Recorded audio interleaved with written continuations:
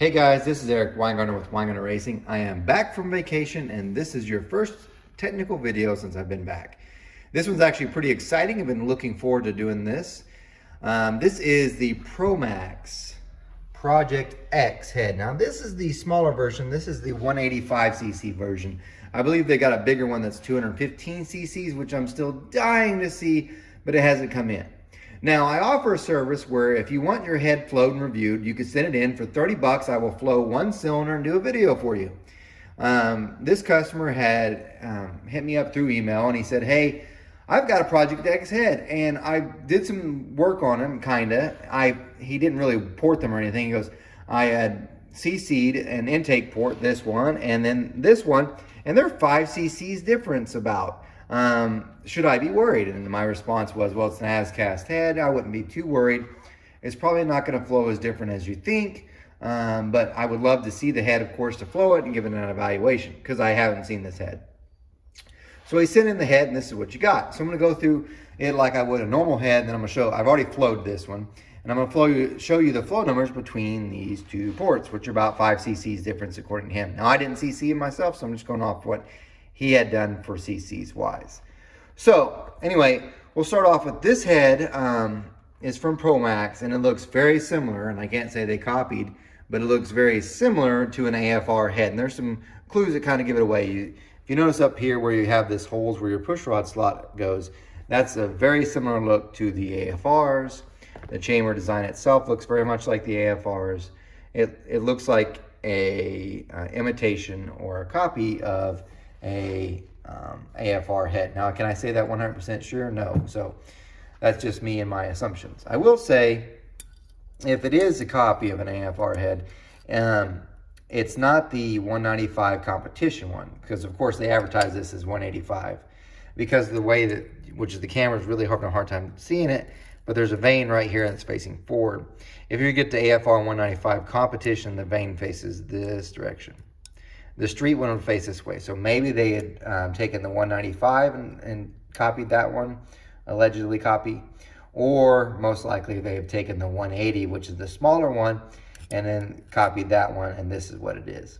However, I have yet to see a 180cc AFR head, only the 195 is and up. But it looks similar to that. As far as the other things, like chamber design, definitely looks like an AFR chamber design, especially these. So anyway, let's go through it, and I'll just tell you what I think. And remember, these are my opinions. You're welcome to your own. If you don't believe me, that's fine. I'm just giving you information. I do like the chambers. These are cast in China, and China does a better job as far as casting texture, and you can tell they look much smoother than what's ours. However, right off, there's something I do not like, and that's the valve job. This is the valve job, and the camera's probably not going to do a very good job, but it looks rough as all get out. What I mean by that is, usually these are like, see this angle right here? That should be as smooth as this one right here, because that's actually where the valve sits. Now, do I care if these top cut and the bottom cuts are rough? Not really, because they're not really making contact. It's only for airflow. But this one right here, which is pretty wide, is actually where the valve makes contact. And I like it to be much smoother. Now, I thought, well, it's just one. No, here's the other one. As you can tell, you can't really even see the clear defined angles as you normally would, because it looks, I don't know, rougher, not very good. I'm not happy with that. An easy fix for that would be to redo the valve job, but I'm going to get to that in just a minute as well. They did bowl blend it, as you can kind of tell. They've used some cartridge roll and just kind of went around it and kind of cleaned it up. There are no bottom cuts, really. The only bottom cut's that little sliver right there.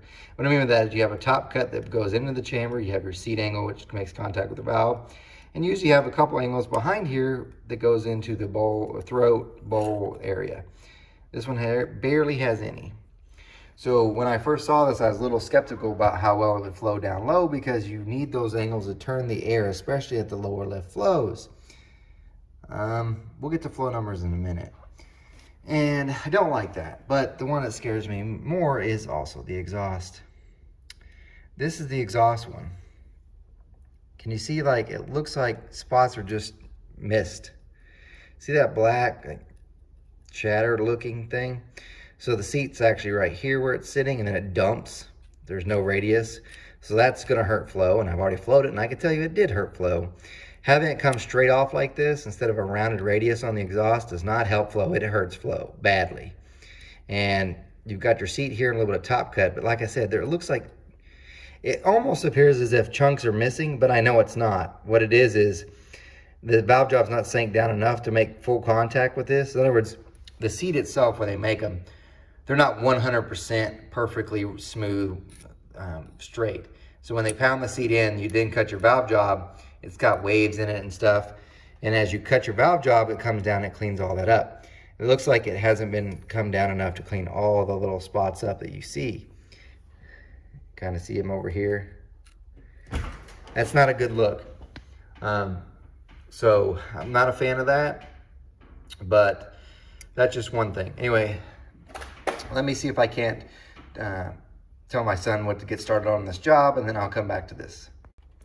Okay, so one of the things though I do want to mention about this is I measure the throat, which is the area from here across. That's the throat. Usually on most applications, you never really want to exceed 90% unless it's race stuff. And I say 90% because if you're a beginner porter, really don't go over that. My race stuff, I've gone up to like 92.1, but on street stuff, that one, I never do that. And it also depends on the valve job, chamber design, some other things as well.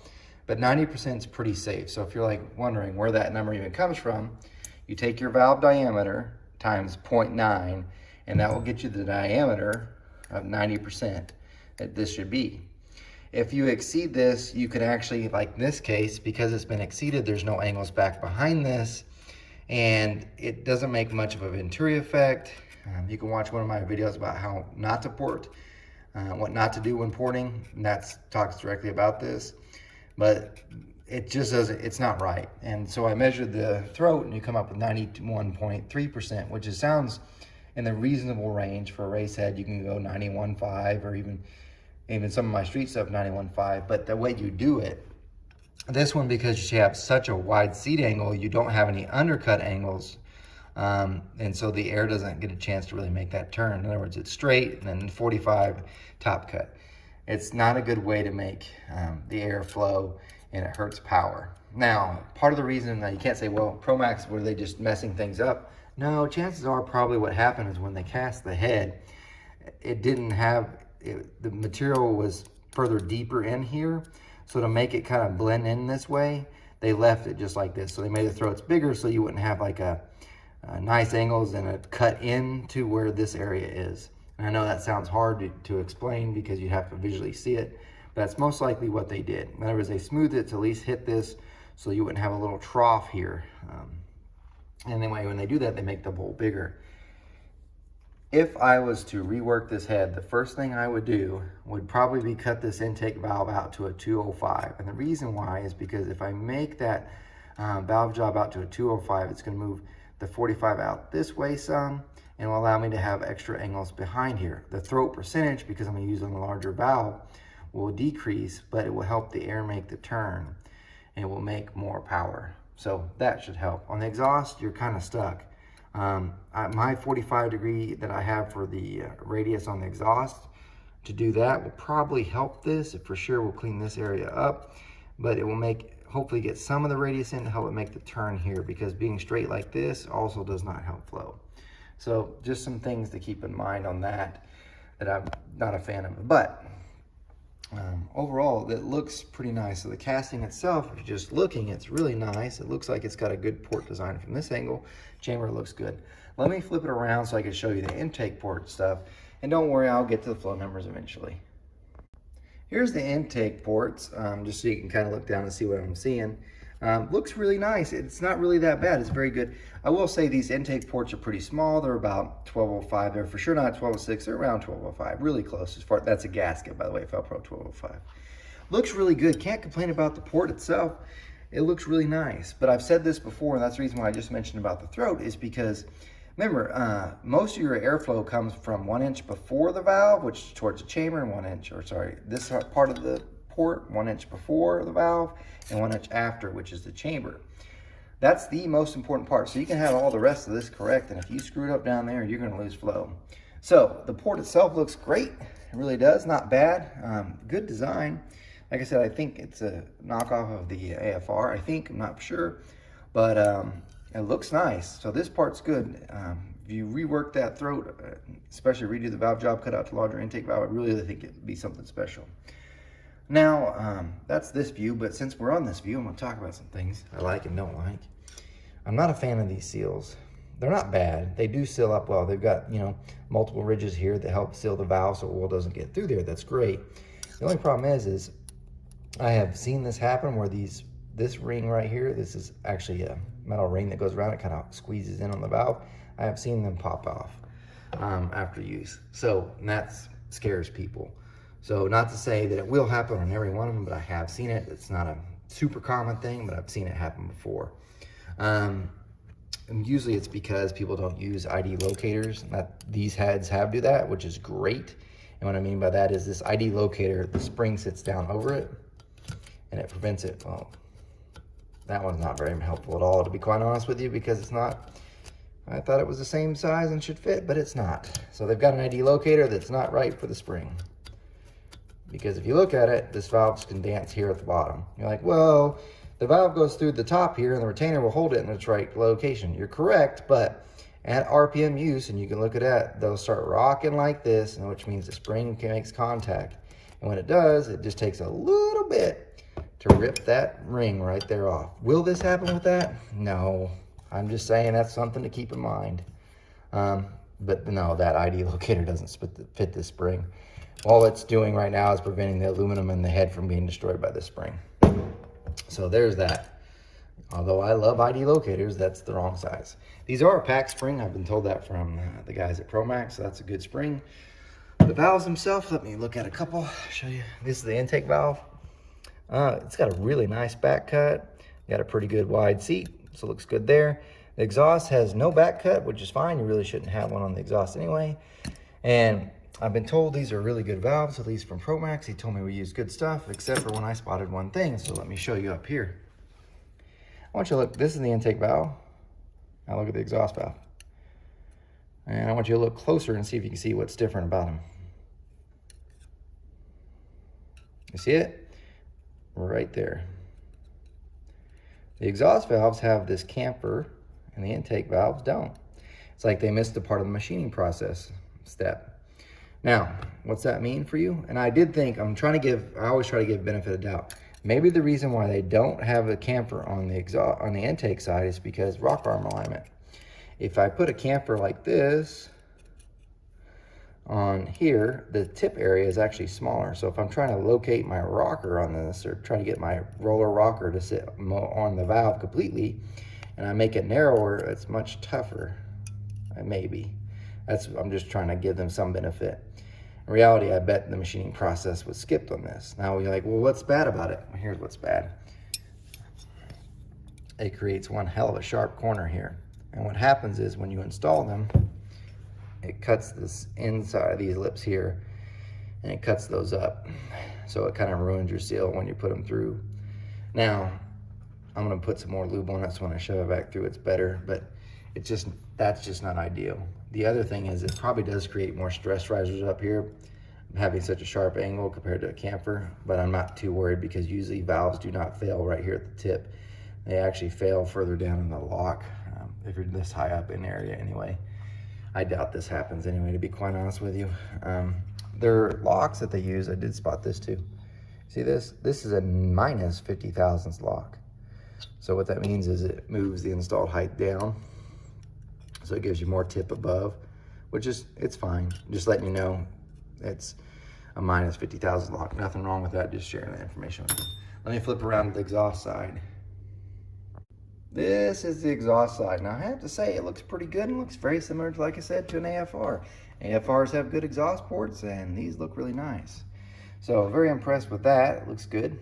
Things are fine there. So nice so far, but let's get to what you're really looking for. I'm gonna flow this head. I've already flowed it, but you'll get to see it in the video. We can share the flow numbers. Okay, I just got done flowing it. Well, one of the cylinders, and I'll explain why in just a minute. I just got done flowing it, but I want to show you what I floated on. This is a 430 bore, which is common for like a 350, 383 sort of thing.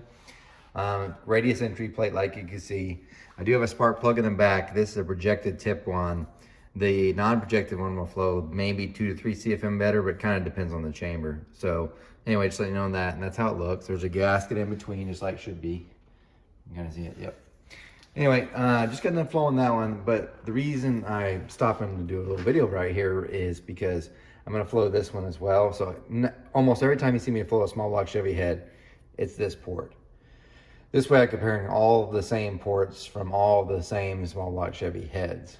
But this customer actually wanted me to flow this one too, because he had actually CC'd the head. So he got the heads brand new, and he CC'd this one, and he CC'd this one, and it was a different volume in CC. And I want to say it was 5 cc's difference.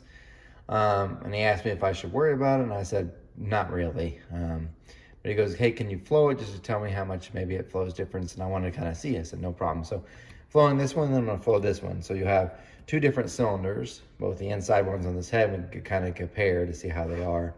So anyway, just kind of done this one. I'm going to switch the bench over and flow it on that one.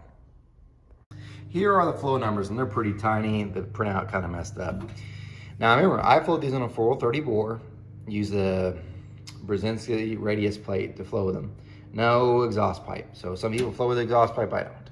Now if you notice, there are 2 cylinders here, because like I said, the guy asked me, hey, there are 5 cc or so difference in the 2. Do you think that makes a difference in flow? And I said, probably not enough to make a difference as far as power-wise for what you're doing. But yeah, I'll flow them for you. So you have 2 cylinders, because that's the 2 inside that's been flowed. This is the difference in flow between them. So let's go ahead and get started here. The numbers I like the most are 4, 6, and peak. But look at this first cylinder. We have 230.3, which is pretty good. It's actually really good for a head this size. And I'm very convinced that if you were to redo the valve job and do a 205 intake valve with a nice 5-angle valve job, but you probably won't get all 5 angles in, this will probably jump up to 236, 240 or so. 600, we're at 247. That's a good number as well. And peak at 249. So pretty good there. If you look at see how it compares to the other cylinder here. This other one is really close until you get to the higher lift. So if you look, it's down 3, but I don't really worry about that one. Down 1, that's margin of error.